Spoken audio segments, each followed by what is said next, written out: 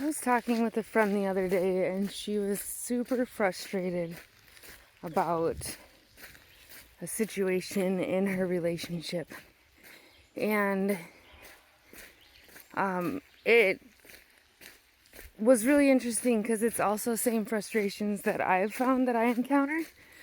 And the main thing behind it is clear communication and understanding and humility. And what I mean by that is, like, with clear communication, make sure you're sharing, the what is the problem, why it's causing you to feel that way, and how you feel like it could be done correctly. All like shared in a way with humility and love, not anger and attack. And then also, like, not taking what's being done as an attack. So it's really interesting because we, as we go through life, don't necessarily always realize how people are reading us.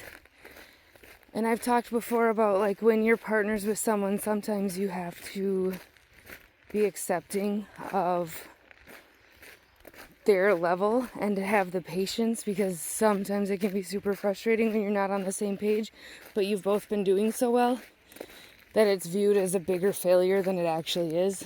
Anyways, so when you take and think about what they're responding to, why they're responding. So sometimes we don't realize as a partner that we are looking exhausted or looking overwhelmed, or, like, putting off. Your nervous system is basically your electromagnetic field that, like, shoots out energy that we pick up on each other. That's what nervous systems do. It's that gut brain just picking up on stuff. And our partner can pick up on it without necessarily realizing what they're picking up on and knowing how to react to it.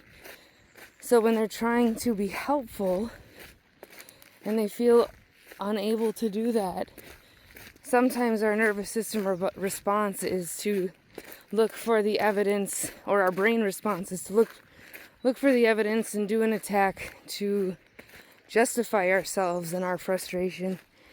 And so that's what we see coming from the partner, and we're just like, dude, get it together. What's your effing problem?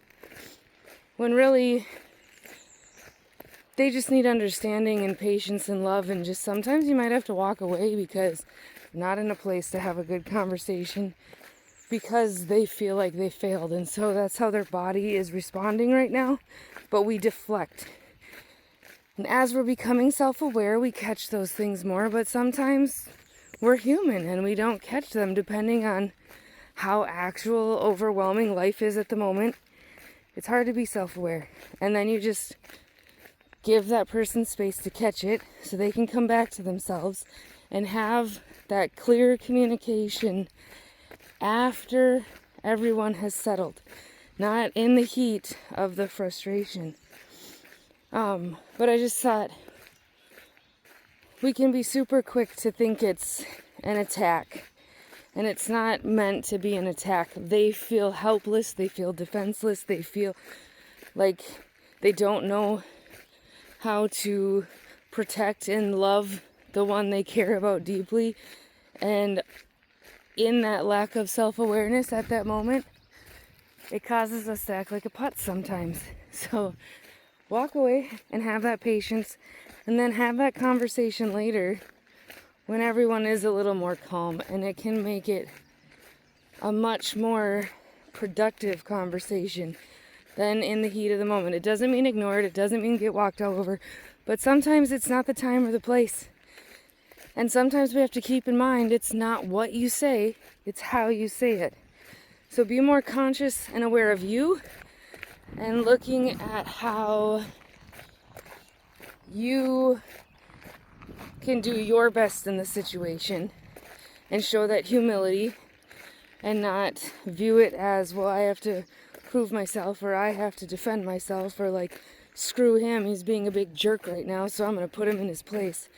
That's not humility. So just walk away. And sometimes that's the best option. And then come back to it when you're in a healthy mindset and your nervous system feels safe and their nervous system feels safe. And just clearly communicate so that we're not filling in blanks on either side. Because sometimes when we fill in those blanks, we don't fill them in nicely. We fill them in a defensive mode, if that's how we were brought up and if that's how our brain was trained to operate, until we get better at reprogramming. Anyways, that was a conversation I had with one person. So it might be a conversation or a thought that will help you today. Love you. Have a great day and do it up.